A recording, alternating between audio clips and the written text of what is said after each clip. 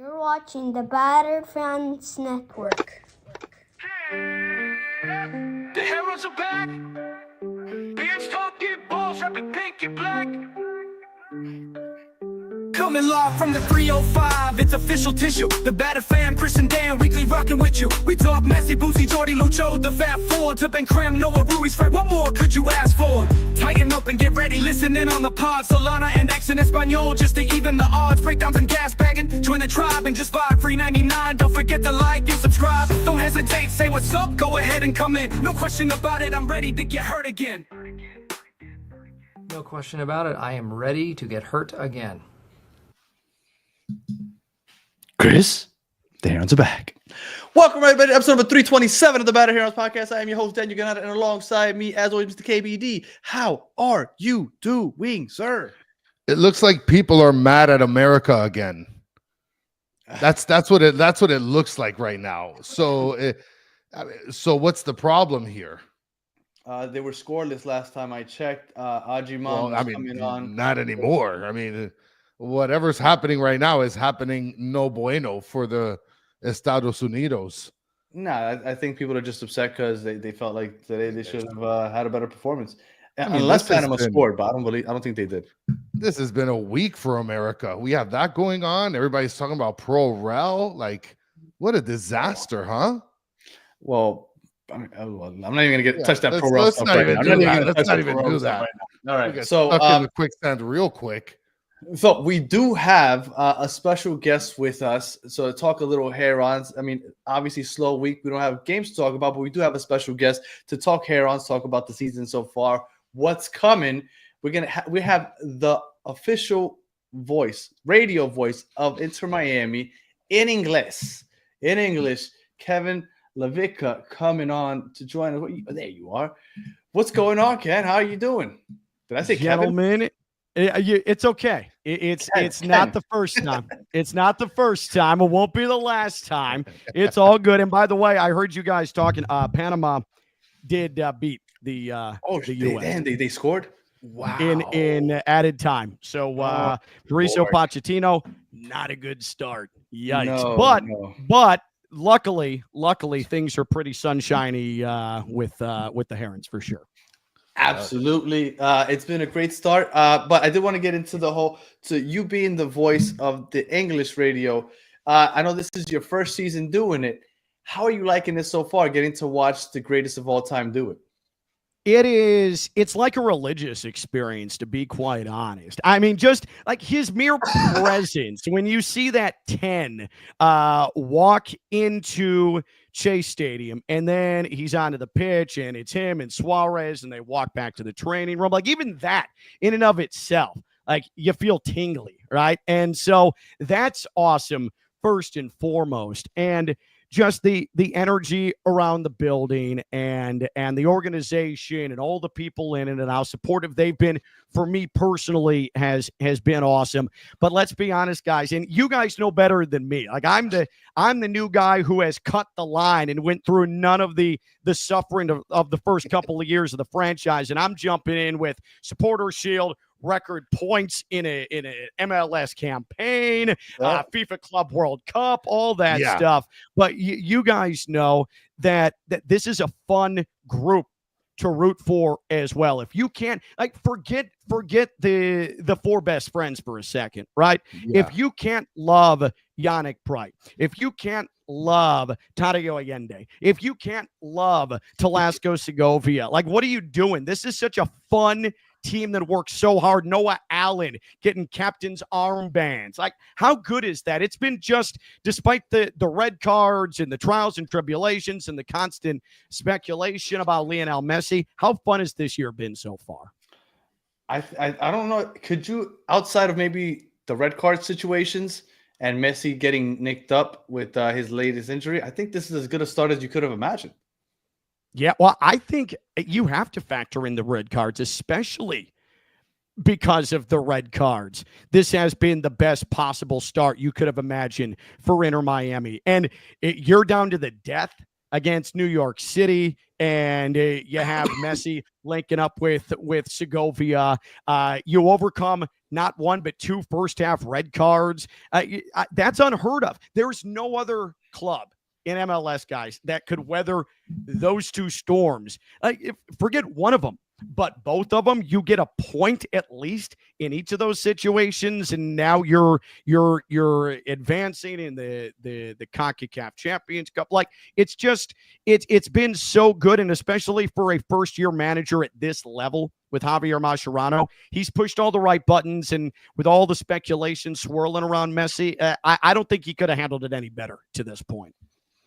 Well, and you brought up something that's pretty important as far as the red cards are concerned, and mentioning people like here we have somebody in the comments mentioning that you had mentioned Bright, people like Noah Allen, the kind of depth that we have like that. That's kind of what makes the difference in these kind of cases too. So, I mean, other than the fact that we get to breathe Messi's air that he shares with us, we also get to watch all these other guys that also contribute whenever there are situations like this and guys are missing games. I legitimately had somebody ask me, Ken, if Messi left a spoon, a plastic spoon he'd been eating with on the table, would you lick it? I was like, I don't know, man. I love Messi, but I'm not sure that I'm reusing the spoon. Well, but I also think there are plenty of up. people that would. I think people would do it, though. I think so. And, I'm glad you brought that up, because usually we leave this for the end of the show, but I'm going to ask this right now. Messi and Suarez walk in sharing their mates, and they share the straw, right? The bombilla. I'm on record on saying I would not take a sip out of that at all. I don't care. I'm not sipping out of Messi's bombilla. This is getting really weird. So my question, I've had a respiratory infection for 2 weeks. I'm not risking it. Like, I don't need Lionel Messi's respiratory infection. I've already got one I've been battling. But what if he's healthy? What if he's healthy? What if he just passes? You are walking side by side with him, and as a friendly gesture, he just goes just like this, hands it over, because apparently in Argentina and Uruguay, from everything in the chat and so on, it's just normal. That's just what they do. It's like passing a blunt. Everybody just shares it. So they pass it over to you, and do you just push it back his way, or do you take a sip? All right. So, okay. All right. I'm absolutely, because I judge me if you'd like, but I'll be a straw sharer. I'm usually that guy. That's fine. So if it's in that, like, for me, it's weird if I'm like hiding behind a garbage can and wait for Messi to get up from the table for me to go steal the spoon and then start licking it. But if he's offering me the same straw, I'm absolutely taking advantage of that, because it's not weird. No one's going to judge me. And then I can say, yeah, that's Messi's DNA right there. Right. No, man. Well, and the worst part is look, if he's offering it, Danny, you don't want to be rude either, right? I would 100% be rude.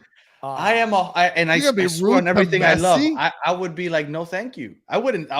You know what? You're gonna catch a lot of strays in the chat. I don't care.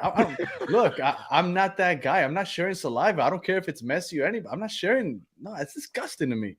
I mean, Soccer Daddy says, "I will sip it and never die." He is the healer of all things to heal. It might be the immortal elixir. His saliva might be the elixir that ceases aging. So you never know, Danny. That's your problem if you decide to pass on that. I'll die. Yeah, I'd rather. No, oh my I'm not goodness. doing it. I'm sorry. I'd rather not. You guys are wild. So when it comes to getting ready for something like this, right? Because I know you do FAU basketball. Yep. Right. And football. Yeah. And so football. It's busy. The whole fall is super busy. But when it comes to Inter Miami, you know that there's just going to be just a little more attention, right? Messi's there and everything.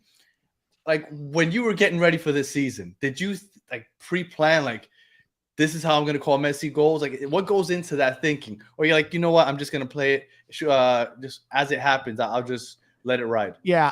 I took it the same, and I've been doing FAU for 17 years, right? Before Florida Atlantic was going to the Final Four, FAU was playing in front of four people in Boca Raton, right? So I've been at the lowest of the low and the highest of the high when it comes to that institution.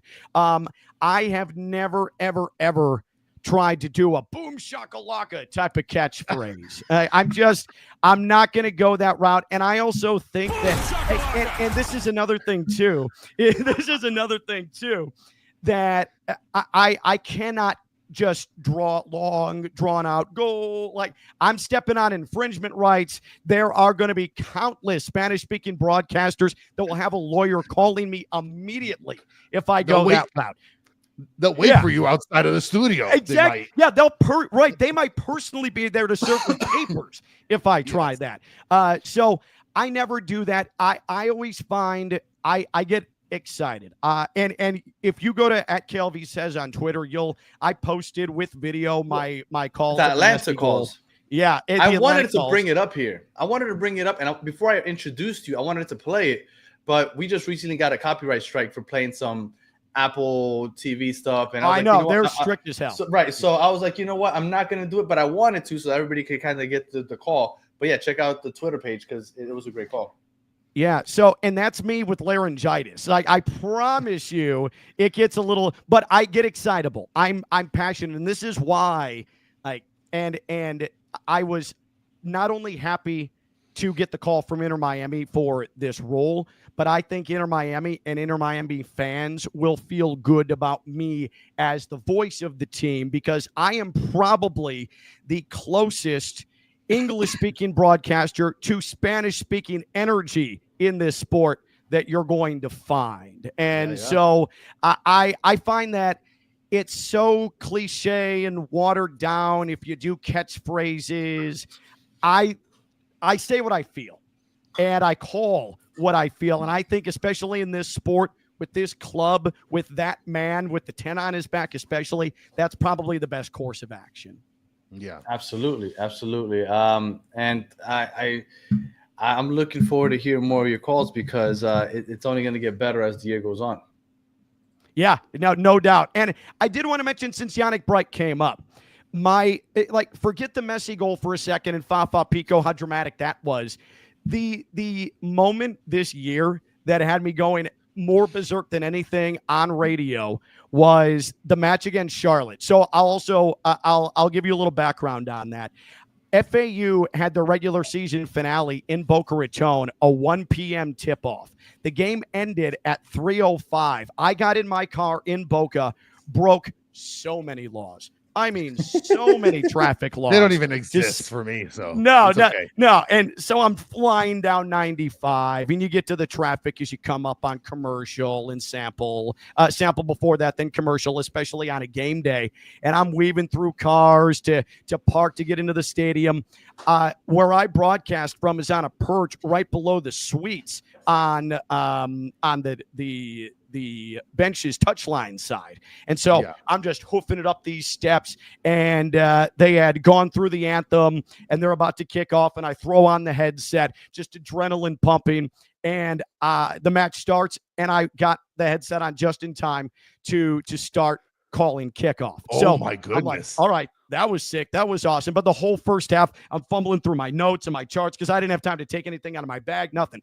So I'm like running on adrenaline for the whole match, 5-hour energy, like just caffeinated out of my mind. But you guys, I'm sure you remember in that match, I mean, Inter Miami, after the goal for Allende, is under siege the entire second half. And it just seemed like it was Zaha, over and over and over again. In the 82nd minute, Yannick Bright goes 1v1 with Zaha, tackles him in the box, is able to maintain the ball as Zaha is kicking at it just to the left of the 6-yard area and clears it to avoid Rios Novo getting a shot put on him. Like, that to me, that's electrifying. That to me was the biggest moment of the season. You have a 22-year-old goalkeeper who's never seen professional action before. You have Zaha, who's one of the best DP arrivals in all of MLS this season. And you have Yannick Bright from his midfield spot just bowing up with that guy and protecting his young keeper and maintaining a lead and sacrificing his body.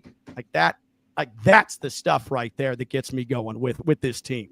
Who's your favorite Inter Miami players in this season that you've watched so far outside of the big four?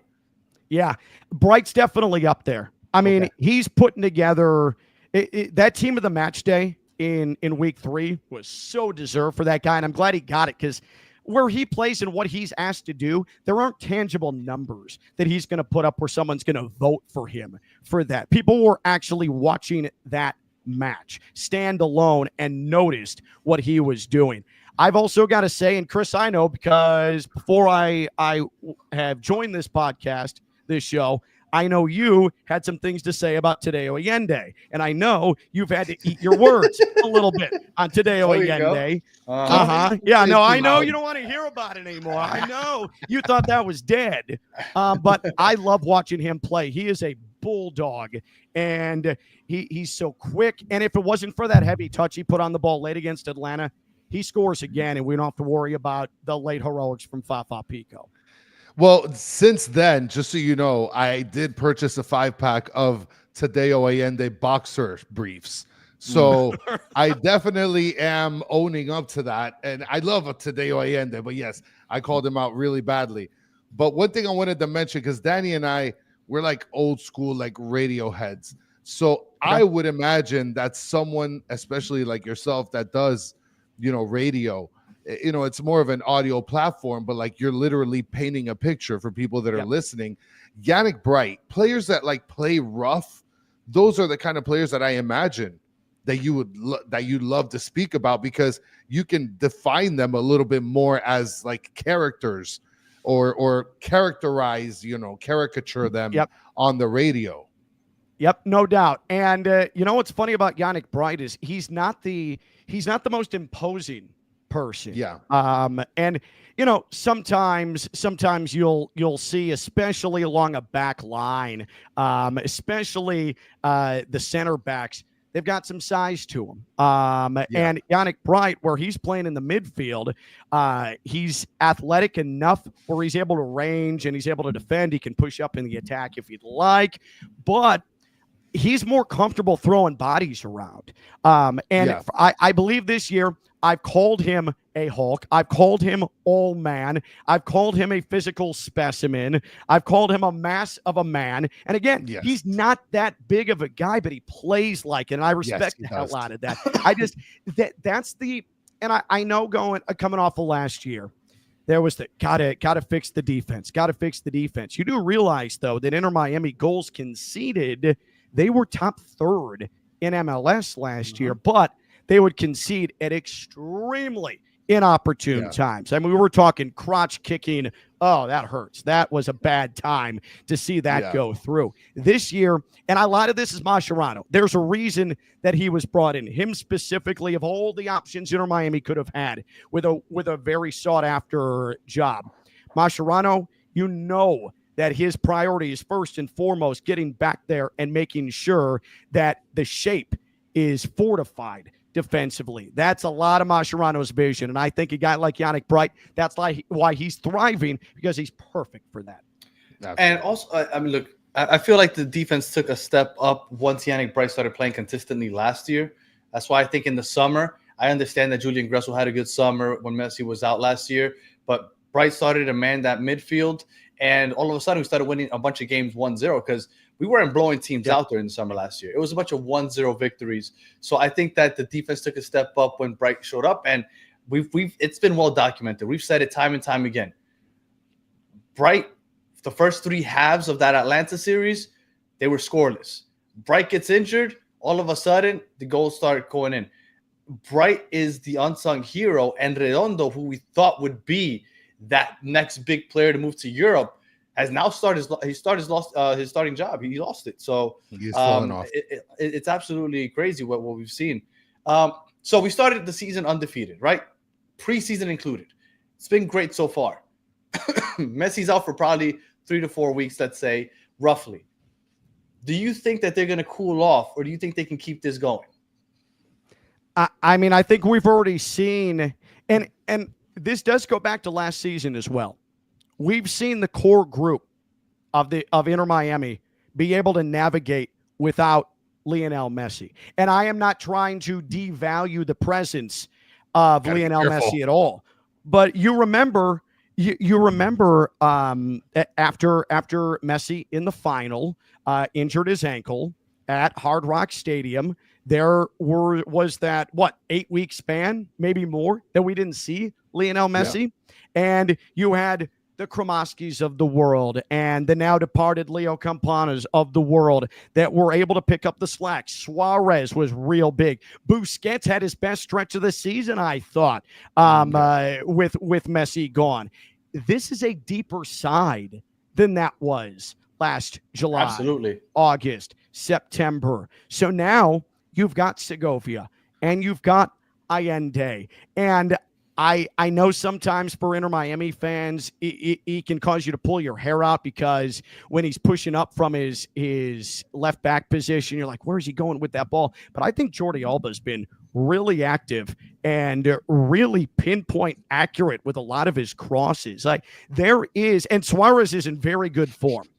And during the preseason Americas tour, I kept seeing, Suarez showing his age, showing his knee issues. But once the games mattered, once they meant something, Suarez has been gold. So we've already to this point seen enough of a sample size without Lionel Messi for me to know. And at some point, is Inter Miami going to lose a match? Yeah, it's going to happen. It's up to Inter Miami fans to not have a freak out and understand what the priority is. The priority right now, this time of year, is you're playing for trophies right now, right? Mm-hmm. Like you have the FIFA Club World Cup coming up in about 2 months' time. Javier Mascherano is trying to put this club in the best position to win early in a long marathon MLS season, while also understanding there's hardware to win. And there's not the biggest window in the world in order to procure that hardware. They're going to be fine without Lionel Messi. I truly believe that because they're better suited to handle no Messi this season than they were last year, and they handled no Messi last year. Well, and also considering, like you mentioned before, right? We've taken hits on red cards. We've had players go down with injury. And like you said, this is a team that has done better in the offseason this year than last. So I believe that Danny, tell me if I'm wrong here. I believe we're definitely in a better position this year than we were last. Oh, absolutely. Like, we have a 10 to replace Messi this year. I mean, I'm not going to say he's anywhere near the Messi level, but Segovia. You need to be careful. You both are treading on some real shit, shady ice right there. But Segovia can fill in that role and still win games in the MLS. I came out and said, with or without Messi, I think that this team loses less than 4 games this year in the regular season. And they might draw. They might draw a bunch, but I think that they lose less than 4 games this season. Yeah, that would also mean, though, Danny, that they're flirting with the all-time points record again, which, I mean, that's extremely, extremely difficult to do. They set a bar that might never be touched. I don't know if I would go that far, and I don't want to diminish Messi. Like, the goals that Inter Miami has this season, which is CONCACAF Champions Cup, which is Leagues Cup once that rolls around later in the season. Obviously, FIFA Club World Cup, exercising MLS Cup playoff demons, all that stuff, okay? They need Lionel Messi. But if there are stretches here and there where Messi, who, let's be honest, he's not getting any younger, right? Like it's natural for the human body to get some bumps, some bruises, some aches, some pains. If you have to be cautious with Lionel Messi through stretches, this team's better suited to do. I'll use the Dolphins for an example, right? That's perfect. I hate to do that because now I'm bringing that trash into this conversation with a first place club, so I apologize. But last year, one of the biggest issues with the Dolphins, you knew Tua Tagovailoa was injury prone. And again, I'm not going to call Lionel Messi injury prone, but he's also older, and we have seen him miss matches. The Dolphins went out and they had no backup plan for him. They decided to go with Skylar Thompson as their backup quarterback because they were arrogant, right? Yeah. And it cost them. Inter Miami went into this campaign. No, right now, right. If that's your favorite, Danny. If you're able to score 6 points for having great hair, good. If not, Dolphins bad shape with him backing up Tua. Okay. But for me, like, this Inter Miami side didn't enter the offseason arrogant. They entered the offseason working off a realistic mindset. Hey, we know Lionel Messi's another year older. We know that there might be, especially with how crowded our schedule is next year, he's going to need some time. And so they went in and they got depth. And that's as good a thing as you can find in all of MLS this season. You and I both agree that they could do well without Messi. Do you think they can win a trophy without Messi? I mean, I can't in good conscience say that the best player that's ever stepped foot on a pitch in the history of the sport, not having him, puts you in a more advantageous position to win a trophy. I'll put it that way. Well, I mean, look, at least you're not in the same shape as Danny is, because everybody's calling Danny out saying Segovia is better than Messi. That's what Danny basically said. And, quote it, put it in the newspaper.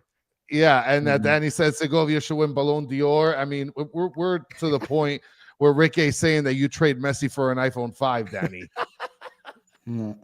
I mean, well, here's the thing. Danny also doesn't want to share the straw. He doesn't want to lick the spoon. I don't. Now he thinks Segovia is better than Messi. Danny. He loves Zach Wilson. I mean, look, if Julian Gressel was able to fill in and help us win games last summer, I from what I've seen from Segovia so far, I think he can contribute more than what Gressel did last year. I'm not saying that they're going to win it all without Messi, but I do think we can stay afloat and keep winning games or getting results at least while Messi comes back. Winning an international trophy, Champions Cup, for example, LAFC, Dolo ball is boring ball. I don't believe in LAFC. Yeah. I think Miami can beat them without Messi. But when you go on to the semifinals against Pumas or to the final against probably Club America, you need Messi for that. Yeah, and I don't even want to go down that road of hypothesizing they're not going to have Messi, because this week off for Inter Miami comes at a really good time, obviously. And I know that it's unfortunate for Argentina, but it's a great thing for Inter Miami that Lionel Messi is now staying in South Florida to get treatment. And who knows? And let's be honest, too. I mean, you've got LAFC coming up, but don't forget that matchup next Saturday against Philadelphia Union. That's a big one. Early season match of the week, in my opinion. Top of Eastern Conference, those two teams going at one another. Is he going to be available? Who knows? But the timing has worked out well, and you've treaded water. You've stayed afloat, like you said, Danny, to this point. Yeah. I mean, Rick A is just dropping bombs on you, saying that Danny says Miami no Messi equals club CCC, Lombardi, MLS, Stanley Cup, Miami Open champs. Oof. All right. And well, you're getting reckless, man. Yeah, it's okay. So, Club World Cup. I know you brought it up earlier. Now, with or without Messi, my hope is that they can get out of the group, and I think to me that's a success. How are you feeling about the Club World Cup? Because I thought, okay, well, all the European teams are going to bring their B squads. Maybe it's going to be a little competitive, but then they said it's going to be a $1 billion prize. And all of a sudden, like, okay, so the teams might be a little better that show up. How are you feeling about the Club World Cup? Yeah, so I will just give you a little FAU perspective. Florida Atlantic basketball, right? Like, it was the dregs. It was, oh my God, one of the worst programs in the entire sport. And then the year they went to the Final Four, when FAU just went to the NCAA tournament, I said to myself, you know what? No matter what happens, I'm just going to enjoy this opportunity to be a part of this, to experience this. Even if you lose in the first round, boy, what a season. What an accomplishment. And everything, I'm telling you guys, that mindset, everything else was added value. I don't want Inter Miami fans to go into the FIFA Club World Cup thinking to themselves, oh, this is so much pressure. And, there's that whole trophy and the money to win and all that stuff. This is something that this club has never experienced, has never had the chance to consume. And you're doing it with Lionel Messi. So what I would say is, for me personally, I'm appreciative of the opportunity Inter Miami has. And if I'm a supporter of the club, I would certainly, in that opener at Hard Rock Stadium, when Messi's walking out on the pitch with Inter Miami in front of a capacity crowd there to kick off the FIFA Club World Cup, sit back and think to yourself, this is badass. Like, that's how I would probably approach that. And- I guess we'll take a quick step back to the U.S. Open Cup game from IMCF2. Solana was there. He said, "Why didn't Miami have an announcer at yesterday's Open Cup game?" Now, I'm assuming he means PA announcer. Yeah, And the PA guy. and usually PA announcers are for the live crowd. My understanding is that it was basically empty, so I don't think that there was a need for a PA announcer. No. Yeah, I don't know. I don't know the logistics of that. I do know it was on TV. It was on ESPN Plus. Yes. Josh Appel, I think, was on the call. It does a really nice job. I don't know that, but what I will say is the U.S. Open Cup rules. I'm a big U.S. Open Cup proponent, and Inter Miami 2 being in the U.S. Open Cup and beating Miami United yesterday was awesome. So if you want to hitch your Inter Miami wagon or you're hooked to another Inter Miami wagon, do that. Like that's go see them in the U.S. Open Cup. I want to see dying them. for them to do well. Yeah, and Miami FC actually won, Danny. So we might see Miami FC versus Inter Miami CF2 at FIU. So now we can actually go to the game because it's in Dade County. I said if they play at FIU, I'll go. Absolutely. I'm just not traveling over an hour to go watch IMCF2 in the Open Cup. Now, Solana's also mentioning here there was about 1,000 people there. Solana, I don't believe you. There's no way there was 1,000 people. There might have been 1,000. I saw the line to get into the stadium. There might have been Broward. There's people that live in Broward, Chris. I mean, I know there's people that live in Broward, but like 1,000. Because they respect the U.S. Open Cup, Chris. They respect the history. They respect the aura of the U.S. Open Cup. I believe it. I believe 1,000 for Inter Miami 2. I'm Leagues Cup over Open Cup. Yeah, no, Danny destroys the U.S. Open. If you think I'm bad, he is awful in this space. Forget about it. I love the U.S. Open. I'm okay with the Open Cup, Cup, but when people make me pick, like, oh, but one has to go one over the other, I'm like, oh, if I have to pick, give me Leagues Cup all day. I want to mention, Solana's asking, did I watch the game? Solana, I watched the whole game, and I even watched the Des Moines game, and I watched the games. I watched like 3 games the day before. That Des Moines game was so stupid. First of all, the Des Moines game looked like it was recorded on a 1942 camera. Second of all, the crowd had some of the cheesiest rants I've ever heard in my whole life. Ken, do we need an English chant at the stadium? Ooh, that's something I've never thought of.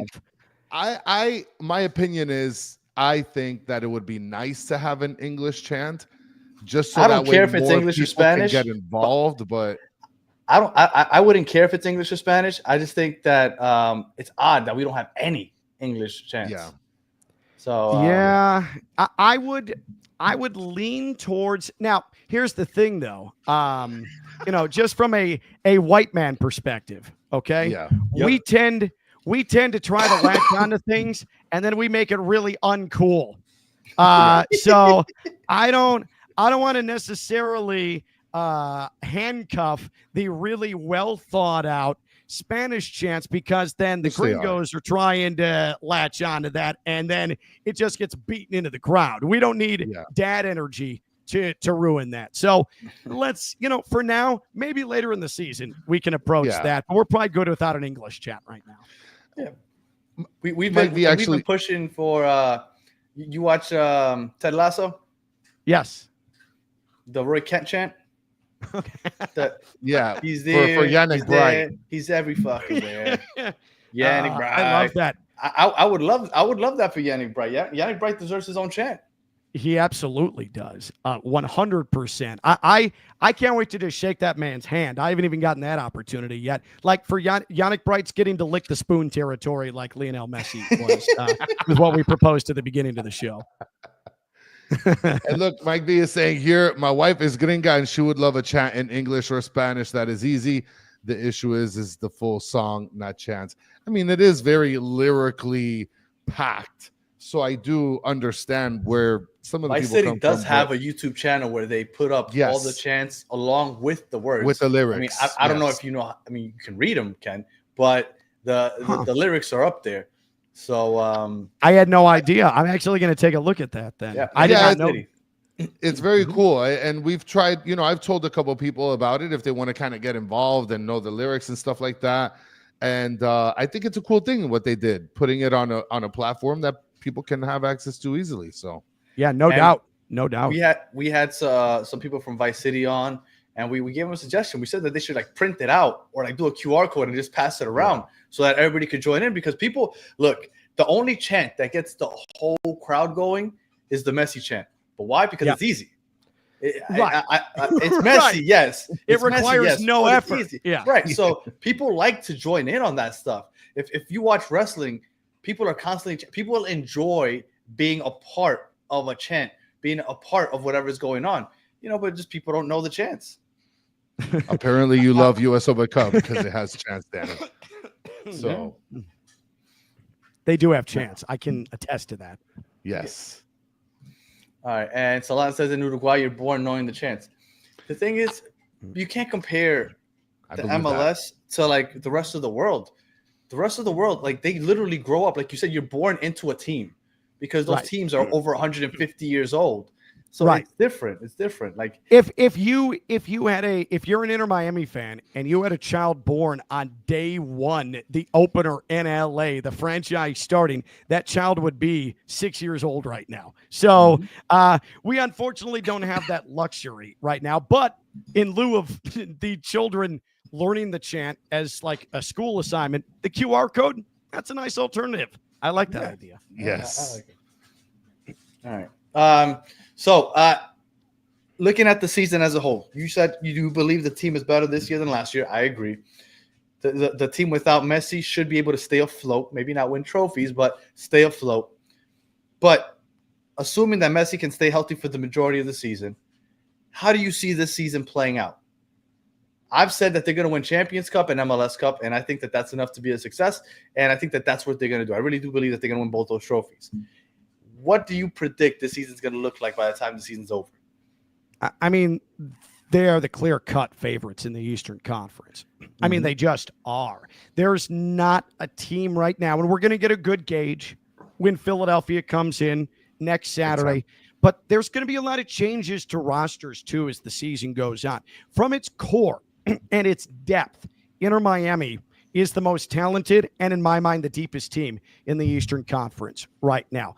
I need to see how Columbus starts to come together with their big departures in the offseason. They're always going to be dangerous, but there's no team that is better and deeper than Inter Miami and has the better ability to overcome injuries than Inter Miami. So this absolutely should, for me, Supporters Shield, I would expect that they're going to be in the discussion the final 2 weeks of the season, final 3 match days of the season with the Supporters Shield. I think that CONCACAF Champions Cup, they should be a favorite for that. The Leagues Cup should be a favorite for that. If you come out of this season with 2 trophies, I think you should feel great about this. And I don't know if you're going to run the table. Would that be great? Absolutely. That would be a complete utopia. Things happen. There's twists and turns, and there's a journey with every single season. But if you can navigate it correctly, just talent-wise with this team and depth-wise, there's going to be hardware this year. And that's a great, great thing. And Mr. Krabs is here saying we need to at least win 1 trophy, but I'm more on your side as well, Ken. It's got to be. I mean, look, CCC is a red carpet. Leagues Cup, we've won it before. It's not a red carpet. It's a red carpet to the semifinal, and we hope that we still get there. Of course, assuming that we're going to be playing against a couple teams from Liga MX, but for the most part, Danny, it's probably the easiest tournament that we're going to have this season, in my opinion. All right. Now, we also have, like I said, Mr. Krabs saying 1 trophy. I believe that Leagues Cup is also something we can get to, Danny. You know what? I'm not going to lie to you. I haven't even considered Leagues Cup. Well, because we won it already. So, like, you don't want to see it again. I don't think you don't want to see trophies that we've had already. I think it's because it's a month-long tournament that's going to be played on Wednesdays. And it just, I don't know, man. The cramming of the schedule, it's going to be difficult for us. And look, we're the only team that has this week off. Everybody else is playing for international duty. And that game has to be made up at some point later on. If we make it to the Champions Cup final, We have a game on May 31st, I believe, but that game has to get rescheduled because on June 1st, we have the Champions Cup final if we make it. Like, there's already games that we have to reschedule if we make it out of the group stage of the Club World Cup. A couple weeks after the group stage, we have our first regular season game. That'll have to get rescheduled also. I don't know where those games are going to be put because there's not a lot of places to put those games as it is. So I don't know. I think Leagues Cup might be something that we sacrifice just because I don't see where anything fits. Yeah, I don't know. I don't know if you have to sacrifice anything though. What I will say about expectations, and from my standpoint as the voice of Inter Miami, like I don't want to sit there and put a stamp on have to win this tournament, have to show out well here. Like that's not going to be good for me in my role. But what I will say, there's nobody with higher expectations for this year, and that's why the moves that were made in the offseason took place. That's why Lionel Messi is here. It's why Sergio Busquets is here. It's why Luis Suarez is here, Jordi Alba, that whole crew.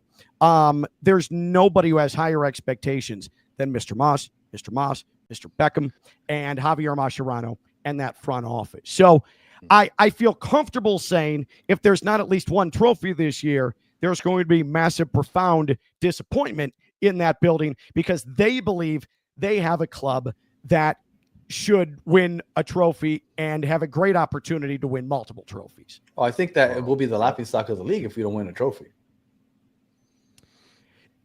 Here, I think there's a difference between laughingstock and a difference between being jealous and jumping onto the petty train. Because listen, like Inter Miami since its inception has been the target for everybody. There's an inherent jealousy because it's David Beckham's club and because it's in it's in South Florida. And this is always going to be the most passionate, richest soccer market in the entire league. You just moved into a gold mine. And so that's why there were so many people jumping on Inter Miami's grave when it was a rough first couple of seasons. Yep. It's why you saw after 74 points last year, the first round exit came after that, and there were people openly celebrating it, including MLS media. Like, of course, they love Inter Miami failures. This is the club outside of South Florida that people can say, oh, it's great because there's all these big names and what a great advertisement for football. But then as soon as something bad happens or they fall short of expectation, it's a parade outside of South Florida. So laughingstock, sure, but a reason for the haters and the trolls to come out, that's probably a more appropriate way to put it. I could definitely see that, Danny. Because look, it's not like in other sports you build nobody's going to Orlando. You build a monster all-star team anywhere else in any other sport. There's only one trophy to win. You don't win it, you're the laughingstock technically. Well, look at the big three. Look at the Heat. Like the Heat experienced the exact same thing. But in this sport, you have multiple trophies, multiple opportunities. So if you end up losing and not getting any trophy when you had an opportunity for this season, I could see why people would point them out. Because I mean, with the squad you have, and you fail 4 times in one season, that's a rough go, and that's a fire. It's rare to have a chance though to have 4 shots at a trophy in one season, and so like right now it's March 20th. And you haven't lost a single game in the calendar year of 2025, including the Americas tour. Everything's sitting pretty right now. And so you've won, you've gotten a result in 2 matches where you lost a player due to red in the first half. You blew out Houston without Lionel Messi. You've traversed really without drama, including playing 1 match in a veritable restaurant freezer and gotten through the CONCACAF Champions Cup. Everything's tracking in the right direction right now. Inter Miami hasn't been able to be full strength really at any point, and at times they've made this look easy. And when it's been difficult, they found a way because this team just has sort of a griminess to it, a grind to it that previous iterations just didn't. Yeah, I agree. All right. Shout out to Mike V, by the way. Thanks, Mike. Appreciate you, man. Yeah, Mike's usually a dick, so that's very nice from him. Hey, I'll always from someone who is described as a dick. that compliment always hits a little bit better. I appreciate that, Mike. And we Mr. love, Krabs too, attendance teacher here. we love Mike. We love Mike. All right. So and there you go. He confirmed. I guess we have winded down. Chris, I don't know if you want to hit Ken with a couple questions before we right out of here. Because unless Chris, you have any other questions for no, I want to get to the fun stuff. No, yeah. man, Let's do it. I want to get to the fun stuff, Danny. You want to keep talking about soccer? What are we doing? Boom. I mean, I guess we have a show to do, right? Like talk something about soccer. So, we'll by the way, I was telling Ken before you got on about how much you've progressed in your soccer knowledge. So I wanted Dude, to I had no idea. Sure like that's awesome. Yeah, dude, I hated soccer. Like I didn't want any parts of anything with soccer, anything. So let me guess, you were like the grass fairies, like all that stuff, like, right? Were you that guy? it's 1-0, yuck. Yeah, like what the and then he took me to my first game and we shattered. I think it was the Revolution, Danny? Yeah, it was the Revolution 5-1 or something like that. And I'm like, oh my God, this was a blast. And I'm like, ooh, this is a cool atmosphere. Oh man, there's food trucks outside and I like food. So, the drinks are pretty good too. So I'm like, hey, you know what? I'll do this again. So I did it again. And I'm like, you know what? I'll get season tickets. This is fun. So it's been, listen, I like to, and I mentioned this a couple of times. I probably mentioned it to Danny too, but I'd like to think that MLS needs to do enough to get more fans like me that no doubt was basically following basketball, football, baseball, and then just not winning soccer, but then grab them and retain them in order to be able to build on this sport. I mean, here's what I'll say about that. This, Chris, why do you think every visiting club has a freak out when Lionel Messi doesn't make the trip? Because Lionel Messi is the gateway to the fan like you, because he is, even if you don't follow soccer, you know the name. He is an international face. He is a generational superstar. He's a transcendent name. For some, he's a deity. So, and for me, it drives me crazy. No, you're not mandated to put out an NFL-like injury report. Javier Mascherano doesn't have to give an hour-by-hour breakdown of how the adductor muscle of Lionel Messi feels, right? And so he's not coming to your town. I feel bad. You spent money on tickets. I'm sensitive to that, but also tough bleep. Like that's how sports goes sometimes. But that is why there's so much stock put on Inter Miami and this road show that they are, because Lionel Messi he's the pull for someone like you were. Absolutely. Yeah. And I want to just real quick before you get to the questions, real quick. Is CCC and LC trophies considered underwhelming? I don't. If you get the CCC, you're. I think the season's a success already, because that's the biggest trophy in North America. North America. I can't understand that rationale. Like, there is not one club. Like, do you think Manchester City is ever saying to itself, man, the FA Cup, who gives a bleep? Who cares? Yeah. Do you think that Liverpool liked losing the Carabao Cup last weekend? I don't think so. So no, there's no such thing as an underwhelming trophy. Not at all. But I would like the star on the top of the badge.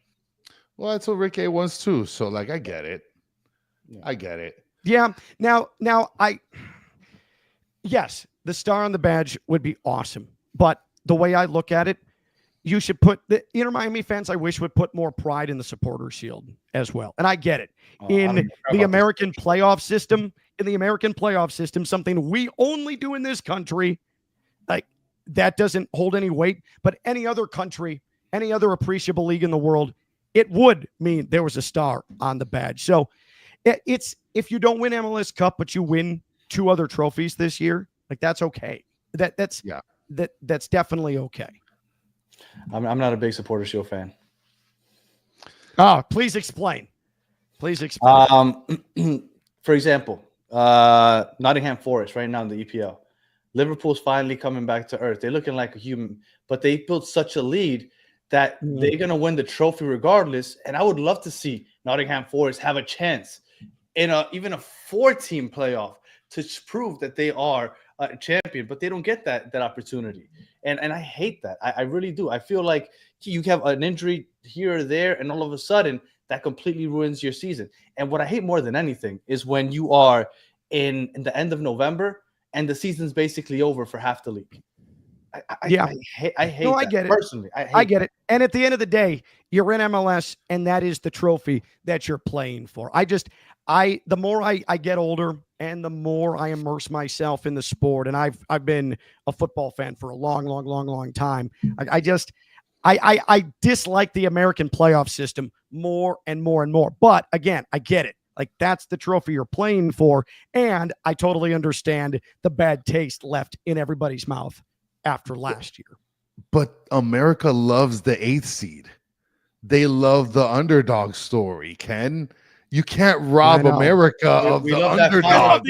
You can't. We love that Final Four run by FAU. That's true. That's true. That's a very good point. It's baseball, it's apple pie, and it's the underdog 8 seed. That's what the saying is. Hot dogs and underdog 8 seed. You're exactly right. You're 100% right there.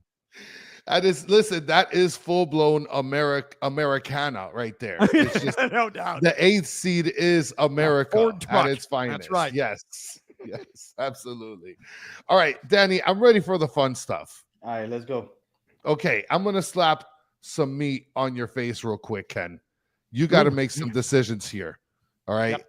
You got 5 pieces of steak and 6 pieces of toast you got to choose from. Which ones are you picking? And you will be judged. All right. So we'll start. Any good conversation with 2 other guys is great to start with the meat. So we're going to go number one. Ooh, I'm going to go. You like it to still move. I will go raw, man. That thing is still moving when you're biting it.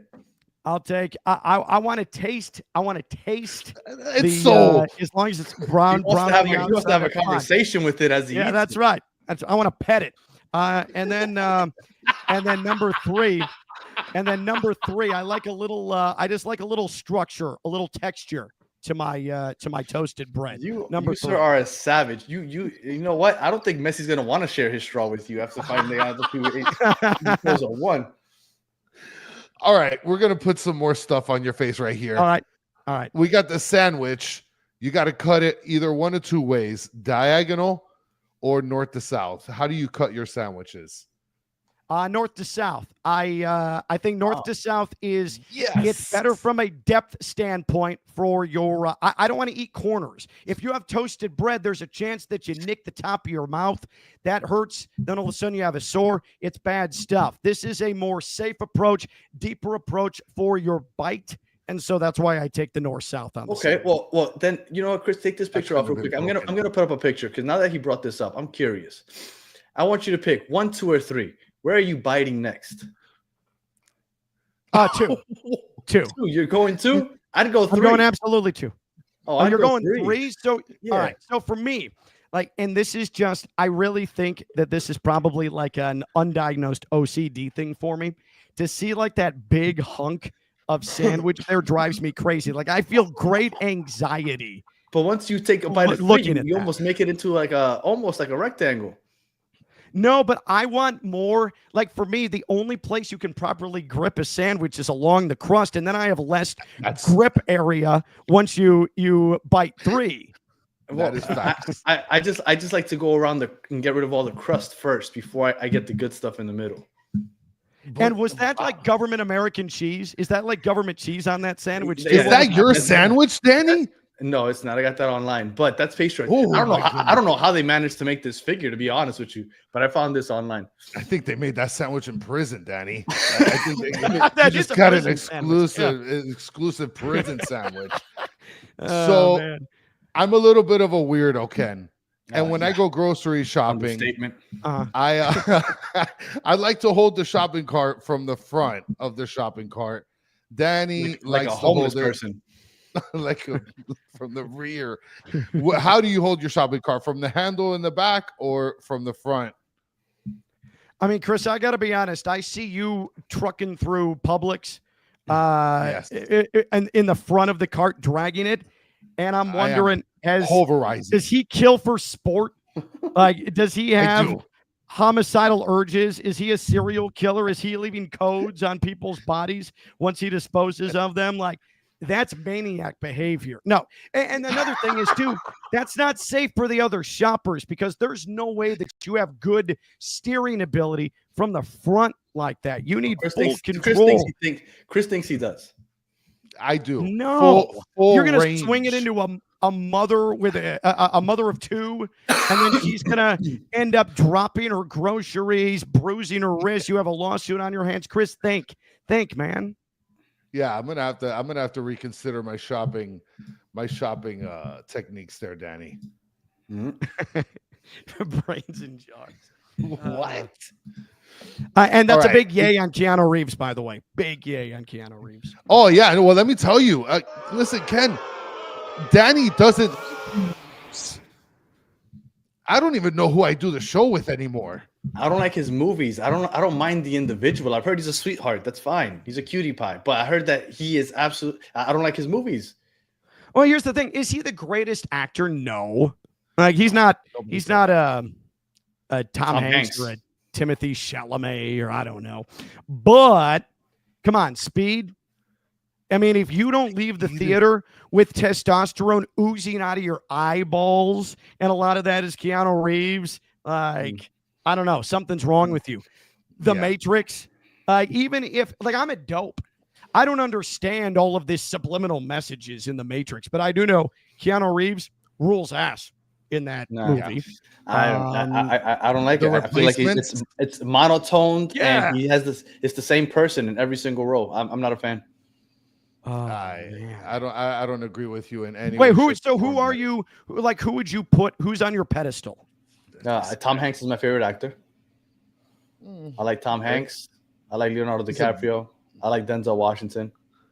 Well, I would say Leonardo DiCaprio. You're picking the usual suspects. He plays a lot of similar roles. Like, we get it, man. You're a badass who gets the ladies. Cool, man. We get it, dude.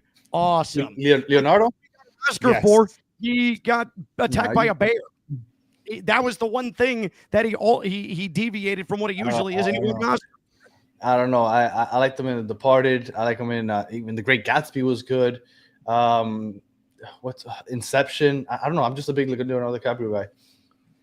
And then I love Tom Hanks. Tom Hanks is my favorite. Tom Hanks is the best. Who else can act in a 3-hour-long movie with a volleyball? Yeah, by himself. You know how good is that guy? Yeah, he's awesome. And this is beautiful, Mitch. Shout out to you with the dime of the day. Danny just picked the Real Madrid, Man City, and PSG of actors. That's exactly what he just did. Mitch, you know that you get to pick what movies you watch. Why on earth would I pick Miami FC and Birmingham, Alabama to go watch a movie? Like, I get to pick, so I'm gonna pick the good ones. Like, I guarantee you, sports team here. Mike V, I guarantee you that not only does he love Titanic, but he loves the first VHS, not the second. The second VHS is the most entertaining one, but the first one is the one that he loves. I like the Notebook. Just so you know, I'm a real one, just based off of that comparison, sports comparison to Danny's top actors. And like, that was like if LeBron, if you were going to ask him, like, who are your favorite actors? Like, that would be what he said. Danny's, why I'm a real one though. And I know I've gotten crap for wearing a baseball hat. Stop. Like, I'm wearing a hat. It's no disrespect to the beautiful game, but I'm repping the White Sox, 121 losses. Nobody does that. Okay. So for me, I stay true to my roots as well. All right. Okay. Well, I'm usually on here wearing a Yankees hat, and I get a lot of crap for that. So yeah. Are you a Lakers fan too? No, I'm from New York. I went to Yankee Stadium Hospital. It was my first love. But Chris, on the other hand, no, I'm a Nets fan, and then Chris is a Cowboys fan. So there you go. Yeah, man. Well, I mean, that's only because I had nobody in my life that knew football other than a Cuban guy that was like, "Hey, I like the best team right now in the 1990s," and I'm like, "Okay, sure, I get best that in the 1990s." I get that. I grew up in Chicago, so my dad right away, like we were talking, Solano was talking about how in Uruguay the kids learn the chants basically out of the womb. Yeah. My father basically threatened me out of the womb. You will not be a Chicago Cubs fan, or else you will be living on Lower Wacker Drive in downtown Chicago. So that's why I'm a White Sox fan. I mean, you had a good run with in 2000, was it 2005 was it? 2005. You're one of the only human beings that remembers that. So bless you, Danny. Thank you. Thank you. I'm Because I know a big down here you guys baseball didn't have. Big I love Hurt. that. Oh, I'm a big baseball guy. That's right. Frank Thomas, the man. Yeah. So good. Big Hurt. And at least you guys don't have what's his face? What's that guy that caught the freaking foul ball from Moist Bartman. Salud? Yeah, Bartman. Oof. Yeah. Yeah. Well, Ozzie Guillen, absolutely. There's a lot of crossover in my base. So the White Sox win the World Series. My top sports moment ever, because I'm petty. My second favorite moment, and it's a close second, is Bartman torpedoing the Cubs and the Marlins winning the NLCS in 2003. So how was 2016 for you? Not good. Not good at all. Okay. It was hand on the cap of bleach, thinking about it type of stuff. Yeah, that wasn't good. Well, don't worry. I felt that way in 2004. So Yeah, I'm sure you did. the breaking of the curse and blowing the 3-0, that was probably That was the the worst. absolute worst. Okay, actually, and we usually ask this question on the MLS show, but we'll ask it here. I'm sorry, Chris, to cut you off your questions, but I'm curious. Go ahead. We're the battered fans, right? That's the whole thing, right? Because we've been battered. What's your most battered sports memory? Oh, man.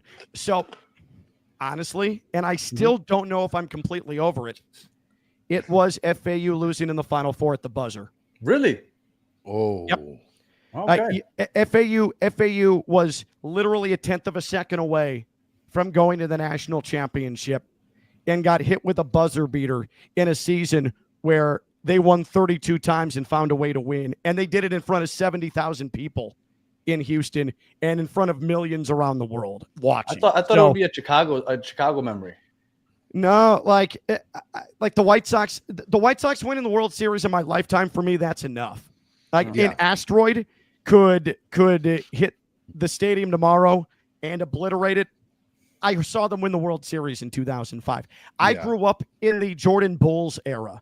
You're good. You're good there. All standpoint. You're super solid. Ugh. So just for me, because I'm ingrained within FAU. I'm with that team. I know those guys. I love those guys.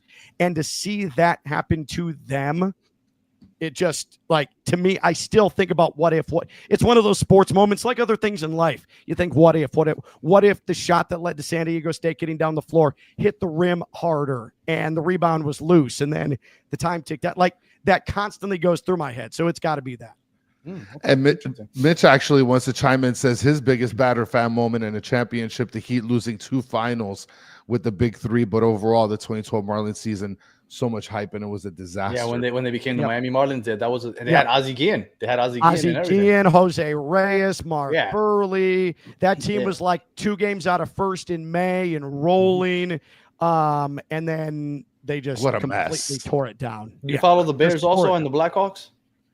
I'm more of a Dolphins fan than I am a Bears fan, but I pay attention to the Bears, and I'm probably now more of a Panthers fan than I am a Blackhawks fan. That was like that though before the Panthers came to That's what they all say. No, but listen, here's I married a native Miami Cuban woman, and she is strong and she is persuasive because, well, she's hot.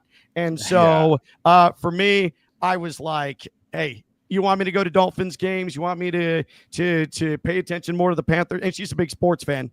I'll do it. And so, that kind of grows on me, and it's just better for my life. I mean, that's more or less the same thing as me. My wife is Cuban. She's from Miami. My teams are all my home teams from New York, but Miami's the only the Inter Miami's the only like Miami team that I really root for, but I support all the other ones.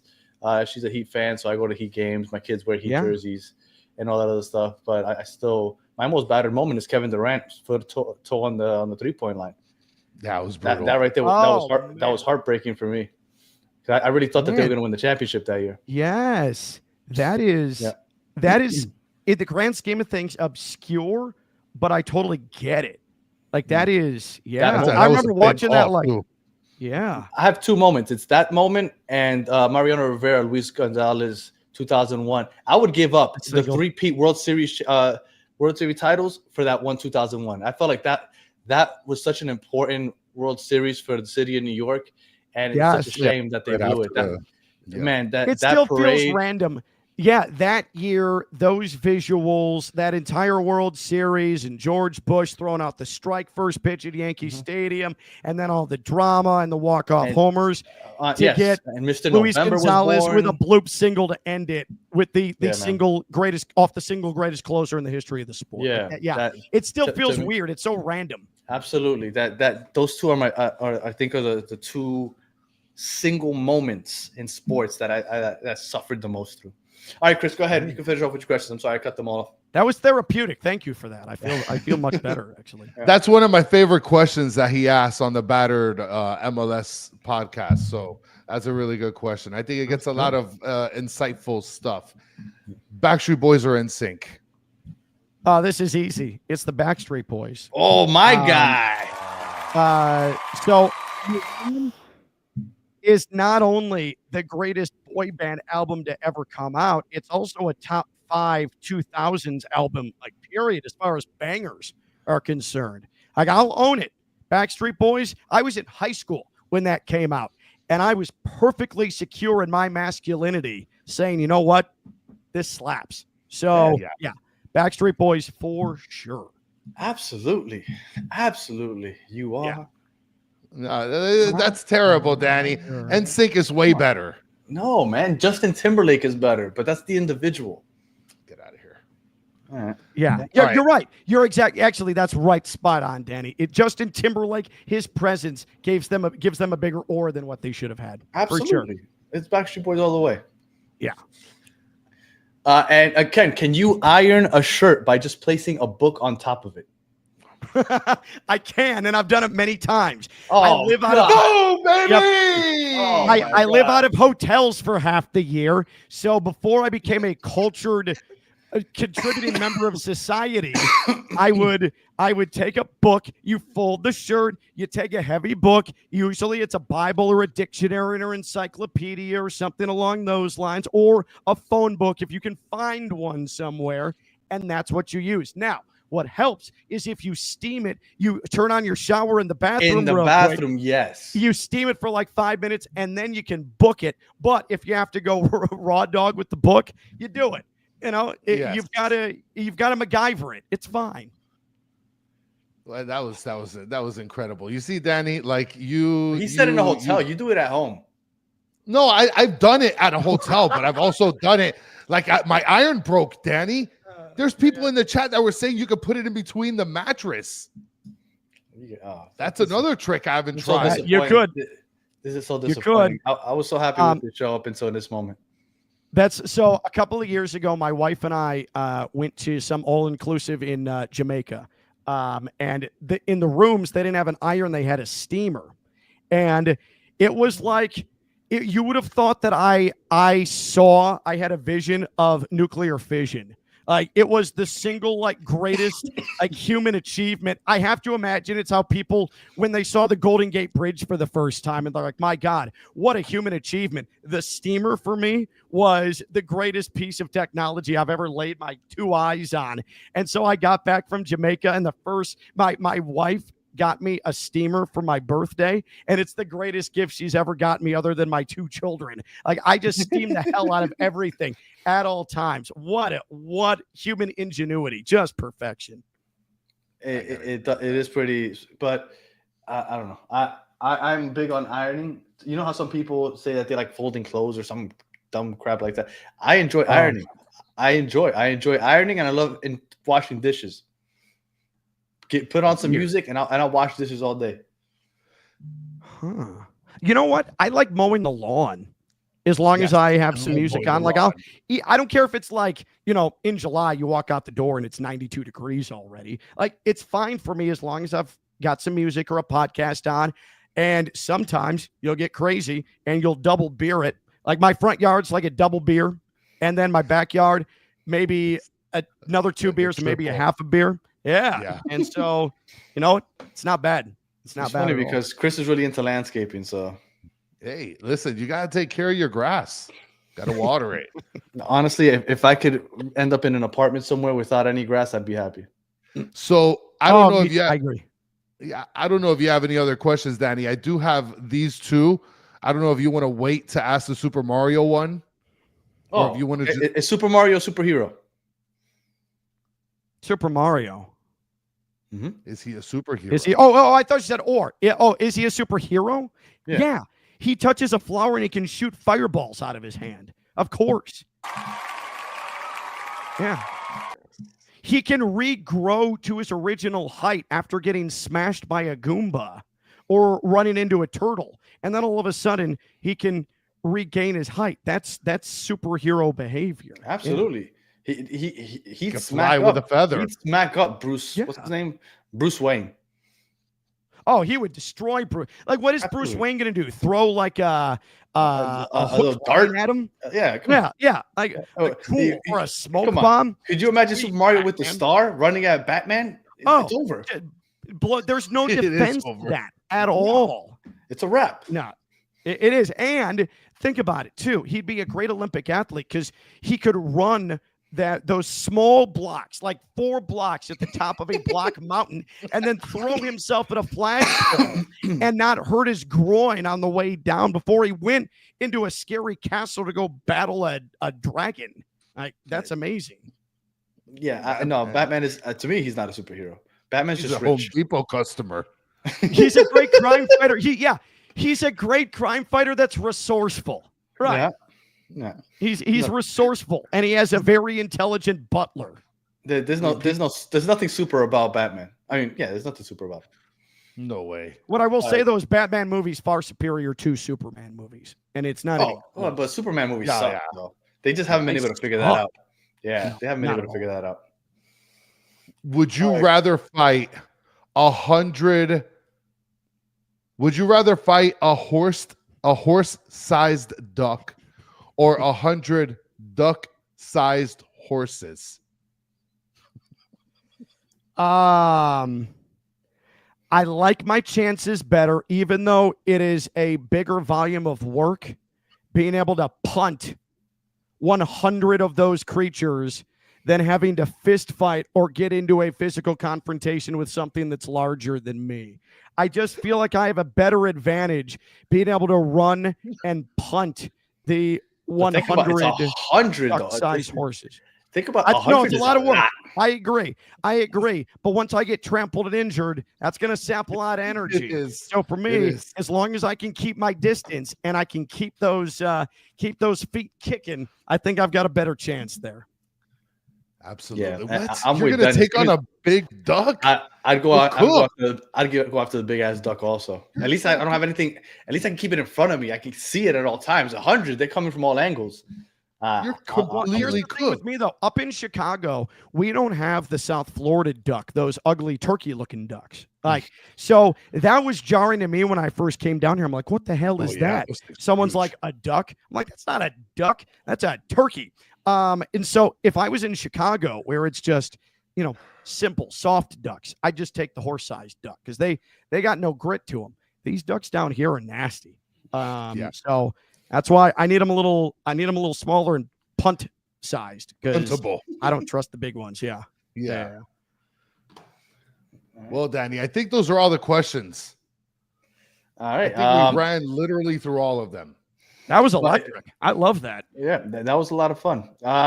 Ken, I can't thank you enough for taking the time to join us. Sorry that FAU bowed out already, but it did give you time to join with us, so I appreciate that. And we look forward to hearing more of your calls. If you haven't already, I believe that's your @ right there for Twitter, so make sure that you're following Ken if you aren't already on Twitter, for everybody that's in the chat and for anybody that watches this afterwards, because I know the majority of you guys don't watch it live. So, Ken, let everybody know where they could find you as far as where they're listening to games and all that other stuff. Yep. So again, the Twitter handle at KLV says I'm at Ken LaVicka on Instagram. And then as far as Inter Miami Radio is concerned, because Inter Miami Radio from an English standpoint has been very, very poorly served since its inception. So This is every MLS match, every Leagues Cup match coming up in July and August. It is on ESPN 106.3 terrestrial radio out of West Palm. If you can't get it down south, the Deportes FC app. It is free. Download it. It has the link to both the English language Inter Miami broadcast and the Spanish language Deportes broadcast FC as well. app. Deportes FC app. Just search it in your Play Store, and it'll pop up for you, or your Apple Store, and you download it, and you'll hear me. Pregame starts a half hour before every kickoff time, and then you'll hear me on the call. Also, you can hear me on ESPN radio nationally. That's sort of here and there. It's not a set schedule, but if you follow me on Twitter, you'll know exactly when I'm going to be on ESPN whenever I'm on a weekly basis. Awesome. Like, again, appreciate you. Had a lot of fun. Everybody's saying we need to have you back on. So hopefully, if you're free, you could jump on with us at some other point throughout the season. Yeah, anytime. Let me know. I'd love to do it. I had a lot of fun. I appreciate you guys. You guys do great work. This is sensational content, and being able to get to know the regular viewers here for the first time, this was pretty badass, so I appreciate it. Yeah, and there's a lot of international games going on right now, so the chat was a little late, actually, more than usual, but we appreciate everybody that did come and hang out with us. Chris, any final thoughts? No, man, this was a phenomenal episode, and at least, I mean, we get a break right this week, but next week it's off to the races again against Illy Philly. Yeah, and if anybody wants to hear a little MLS talk, Chris and I are going to be doing a preview/prediction show, Battered MLS fans, in probably another 4 or 5 minutes. So we'll be on there. So if you haven't already, go and jump on that channel. We'll be talking MLS and just previewing the week's games. It won't be too long, probably like half hour or so. So if you want to join us there, feel free. Battered MLS fans podcast. All right, if you are listening on audio, we appreciate you listening all the way to the end. Please leave us 5 stars, comment, review, all that good stuff. If you're watching on YouTube, thank you for watching all the way to the end. Please like, subscribe, share, tell your friends.